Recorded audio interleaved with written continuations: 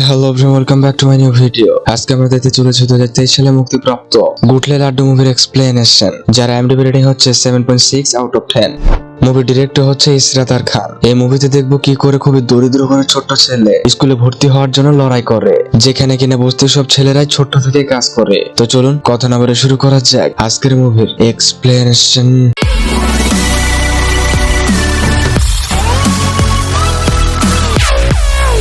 Movie শুরুতে দেখতে পাই একজন শিক্ষক ক্লাস নিচ্ছেন, আর সেই ক্লাসে গুটলে ও লাড্ডু জানালার পাশ থেকে লুকিয়ে স্যারের কথা শুনছিল। আর ঠিক তখনই শিক্ষক তাদের দেখে নেয় এবং তাদেরকে এখান থেকে তাড়িয়ে দেয়, শুধুমাত্র তারা নিচু জাত বলে। তারপরে দেখতে পাই গুটলে লুকিয়ে যা শিখতো সেটা আবার কোনো একখানে লিখে রাখতো। এরপর সিন পরিবর্তন হয়, গুটলের বাবা ও লাড্ডুর বাবা কারো বাসায় ময়লা পরিষ্কার করছে। কাজ শেষে বাড়িতে থাকা একটা সাইকেলের উপর গুটলের বাবা হাত দেয়, এতে করে সে বাড়িতে থাকা একজন মহিলা বলে সে নিচু জাত হয়ে কেন সাইকেলে হাত দিয়েছে, আরো বলে সাইকেল এখন কয়েকবার ধুয়ে ফেলতে হবে। মহিলাটি টাকা দেওয়ার সময় টাকাটা হাতে না দিয়ে মাটিতে দেয়, এই জন্য যে তারা ময়লা পরিষ্কার করে, তারা নাকি ছোট জাত, আরো অনেক কিছু। এরপরে আমরা দেখতে পাই গুটলে লাড্ডু যে স্কুলে লুকিয়ে লুকিয়ে যেত, সেই স্কুলে একজন শিক্ষক ও তার মা তাদের বাসায় থাকে। শিক্ষকটি তার মায়ের যত্ন নেয় এবং তিনি এখনো তার মায়ের জন্য বিয়ে করেননি। গুটলের বাবা ও লাড্ডুর বাবা দোকানের সামনে চা খাওয়ার জন্য দাঁড়ায়। দোকানদার তাদেরকে মাটিতে চা দেয়, এর কারণ তারা নাকি ছোট জাত। গুটলের বাবার চায়ের কাপ থেকে চা পড়ে যায়, যার জন্য গুটলের বাবা দোকান থেকে একটা চায়ের কাপ নিতে যায়।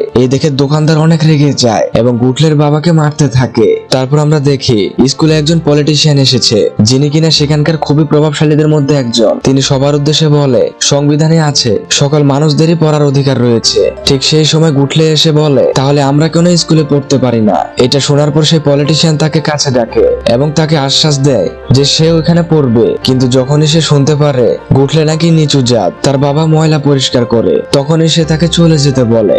দুদিন পর আমরা দেখি স্কুলের সেই শিক্ষক গুটলেদের বাসায় যায় এবং তার মাকে বলে পরের বার যাতে গুটলে স্কুলে আর না যায়। তাদের কথা শেষ হবার পর গুটলের মা তাদের জন্য পানি আনতে যায়। পানি যখন নিয়ে আসে, গুটলের মা দেখে তারা সেখান থেকে চলে গেছে। এর কারণ গুটলের পরিবার যে নিচু জাত। পরবর্তীতে গুটলের বাবা তার মাকে বলে গুটলেকে সে নাকি স্কুলে ভর্তি করাবে। গুটলের বাবা মনে করে স্কুলে ভর্তি করালে তাদেরকে আর কেউ ছোট করবে না, কিন্তু এতে গুটলের মা রাজি হয় না। তার মা বলে গুটলে যদি কাজ করে তাহলে তাদের বাড়তি টাকা আয় হবে। গুটলের বাবা তার মায়ের কথা শোনে না।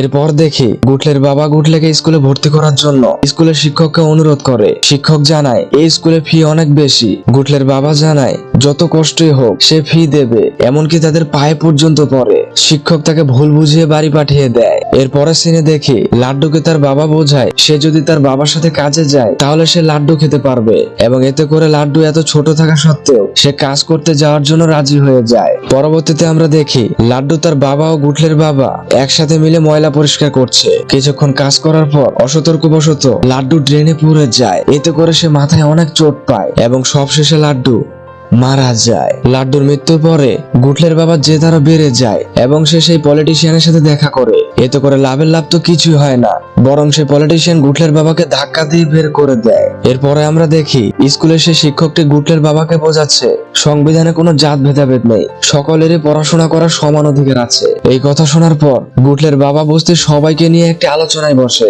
সবাইকে গুটলের বাবা বোঝায় তারা তাদের সন্তানদের স্কুলে ভর্তি করাবে, কিন্তু কেউ তার কথায় রাজি হয় না, শুধুমাত্র লাড্ডুর বাবাই রাজি হয়। 2 দিন পর দেখা যায় সকলে গুটলের বাবার কথায় রাজি হয়ে একসাথে মিলে একজন অফিসারের সাথে দেখা করে এবং তাকে বলে তাদের ছেলে মেয়েদের পড়াশোনা করার কি কোনো অধিকার নেই। এইসব কথা শোনার পর অফিসার কিছু করতে চাইলেও কিছু করতে পারে না। এর ফলে বস্তির সব মানুষেরা গুটলের বাবাকে দোষারোপ করে।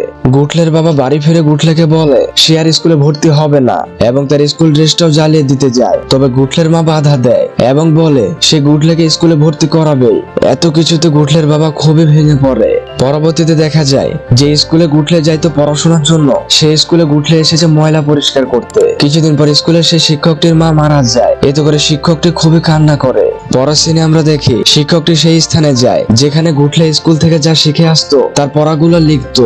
তারপরে শিক্ষক গুটলেদের বাসায় আসে তাদের স্কুলে গুটলেকে ভর্তি করানোর জন্য। সবশেষে দেখা যায় যে স্কুলে একটি বিরাট খেলার আয়োজন করা হয়, যেখানে মিডিয়ার মানুষজন ছিল এবং সেই পলিটিশিয়ান ও গুটলের বাবা মাও ছিল।